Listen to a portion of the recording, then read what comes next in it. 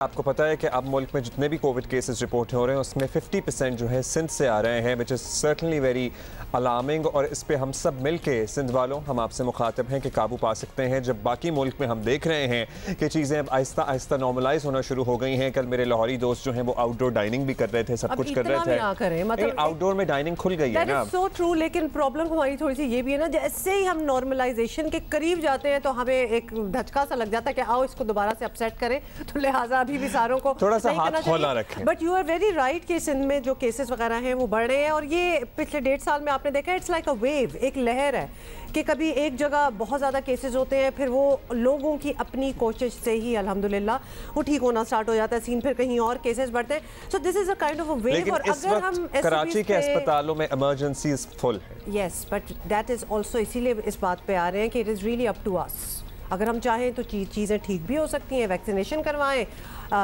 SOPs को follow करें और फिर will be back to be. अच्छा जी, मुल्क भर में मजमूई तौर पर कोरोना वायरस की तीसरी लहर का जोर टूट रहा है। ऑल्दो सिंध में शरह बढ़ रही है, यही वजह है कि सिंध हुकूमत ने सख्त पाबंदियां नाफिज कर दी हैं।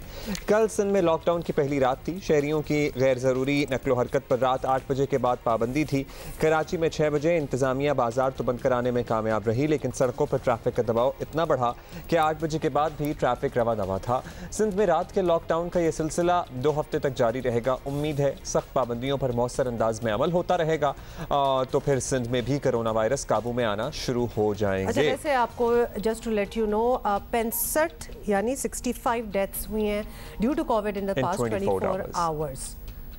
कराची में क्या सूरत हाल रही? और ऑब्वियसली आपको पता है कि it was the first day of lockdown. First day से कल इम्प्लीमेंटेशन कल से प्रॉपर मेरा ख्याल है होना स्टार्ट हुई है। इस रात की क्या सूरत हाल रही हमें बताएंगे कमर अली मस्तोई।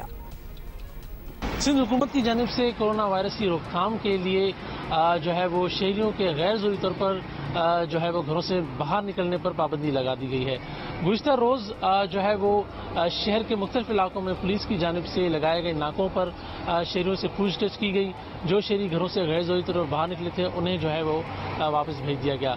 दुकानों की मार्केट्स की टाइमिंग शाम 6 बजे है। गुज़िश्ता रोज़ पुलिस जो है वो 6 बजे के बाद दुकानें और मार्केट्स बंद कराने के लिए मुख्तलिफ इलाकों में पहुंच गई और दुकानें और मार्केट्स जो हैं वो 8 बजे से कबल ही जो है शहर भर में बंद हो गई थी। होटल और रेस्टोरेंट्स जो है रात 12 बजे तक जो है वो गुज़िश्ता शब टेक अवे जो है वो करते रहे, लेकिन रात 12 बजे के बाद शहर के मुख्तलिफ इलाकों में होटल और रेस्टोरेंट्स भी बंद नजर आए। तो सिंध हुकूमत की जानिब से जो जिन नई SOPs का जो ऐलान किया गया है उस पर जो है बखूबी रात गए हमें पुलिस जो है अमल दरामद करती हुई नजर आई। चलें जी, देयर यू गो, आपने देख भी लिया और ये सिलसिला जो है ये ज़रा चलता रहेगा।